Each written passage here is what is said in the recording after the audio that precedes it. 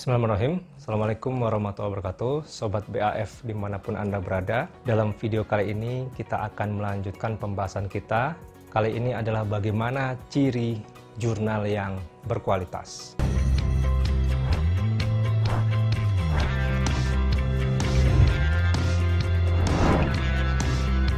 Baik, berdasarkan pengalaman saya beberapa waktu menulis artikel dan mensubmit ke jurnal, dan juga diskusi dengan beberapa editor, pakar, teman-teman yang submit jurnal, juga menjadi editor di salah satu jurnal dan reviewer. Saya coba membagi apa saja ciri dari jurnal yang berkualitas. Jadi ciri yang pertama dari jurnal yang berkualitas adalah susunan dari editornya.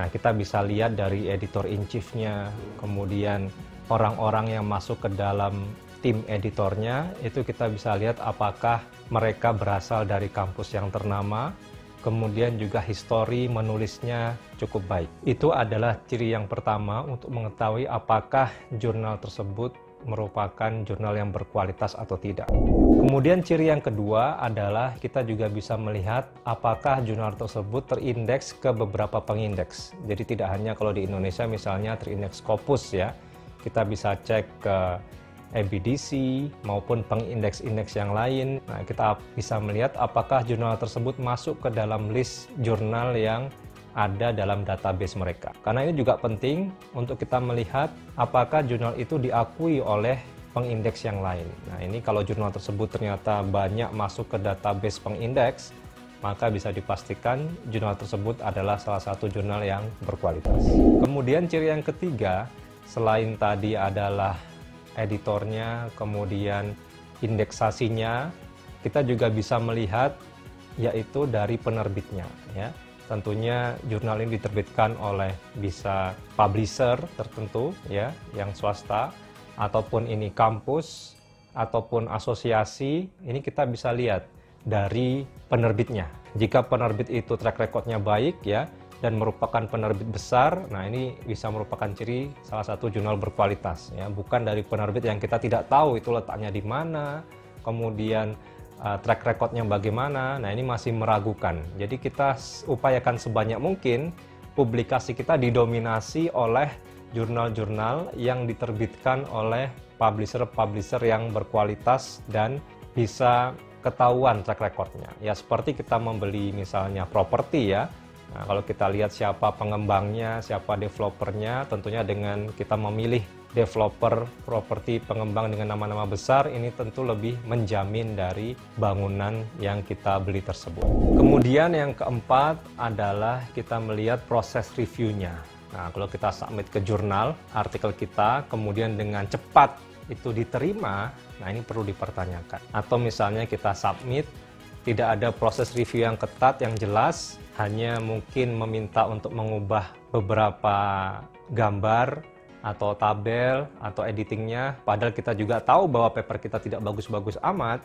Nah, ini perlu diperhatikan lagi apakah jurnal tersebut berkualitas atau tidak. Jadi proses review lama itu juga tidak menjamin bahwa jurnal tersebut berkualitas ya. Harus kita tahu bahwa proses review yang proper itu ya yang dalam, kemudian yang lengkap, komprehensif, sehingga artikel kita itu bisa mendapatkan peningkatan, improvement, perbaikan dari masukan-masukan yang diberikan oleh reviewer ataupun tanggapan dari editor. Jadi yang keempat adalah proses review.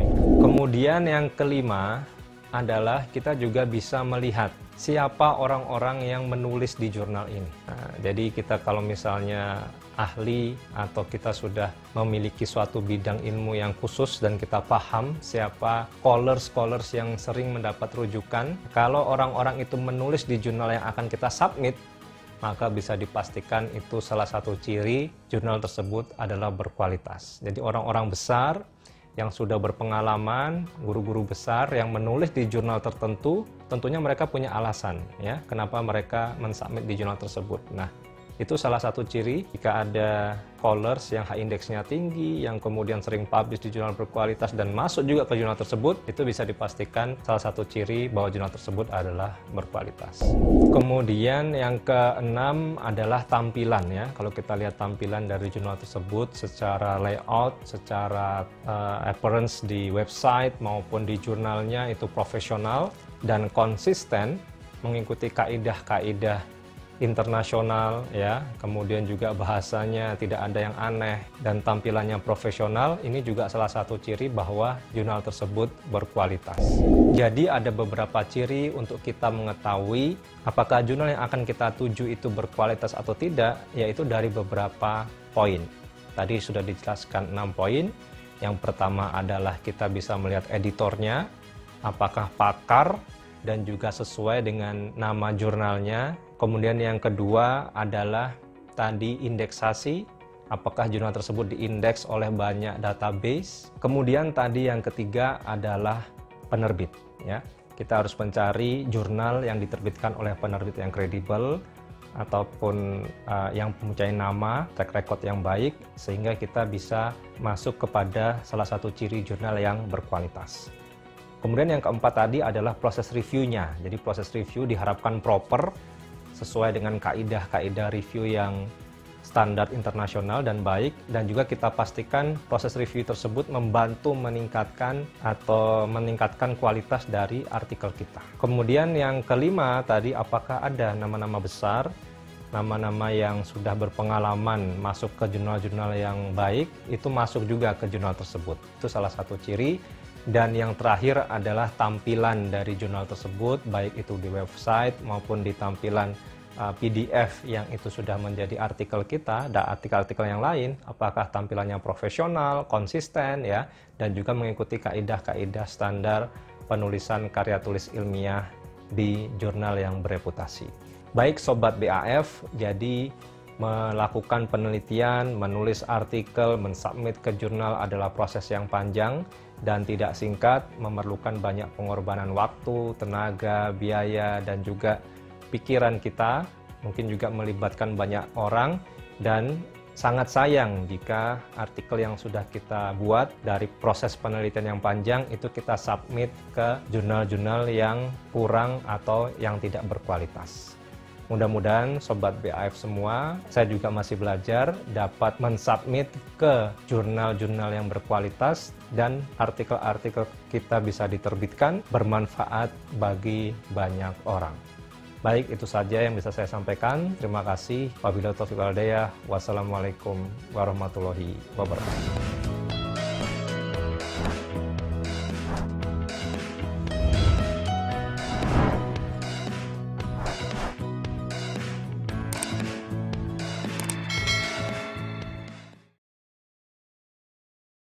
Artikel yang saya bahas kali ini ialah artikel dari skripsi salah satu anak bimbing saya sesaat setelah saya kembali dari studi S3. Jadi bimbingan pertama setelah saya studi S3. Dan memang dari awal anak bimbing skripsi ini memiliki judul, kemudian karena tidak berpotensi untuk dijadikan skripsi, saya memberikan urun judul ya tentang Islamic Microfinance. Jadi masih terinspirasi dari disertasi saya di Selandia Baru. Jadi judul dari buku ini ialah Microfinance in Asia dan diedit oleh supervisor saya, Christopher Gunn, dan salah satu dosen di Canterbury University, Gary Nartea, yang dulu juga merupakan dosen di Lincoln. Dan sejarahnya, bagaimana saya bisa menulis book chapter ini, saya sebenarnya diminta atau diajak oleh supervisor saya untuk mencari orang yang bisa menulis tentang Islamic Finance. Oke, jadi tadi motivasi.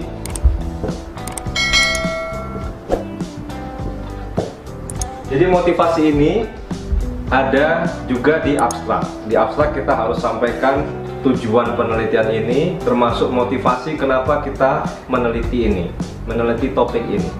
Nah, ini merupakan 70% dilihat oleh reviewer atau editor. Jadi sekali lagi, seperti di video sebelumnya, kita tetap yakin bahwa manuskrip yang sudah kita buat, penelitian yang sudah kita lakukan dengan baik dan benar, itu suatu saat akan menemukan outlet ya, atau jurnal bagi manuskrip kita tersebut. Jadi jangan menyerah, terus perbaiki, terus submit ke jurnal, dan dengan yakin kita berharap tentunya dengan izin Allah SWT, artikel kita dapat dipublish dan penelitian kita dapat bermanfaat bagi masyarakat umum.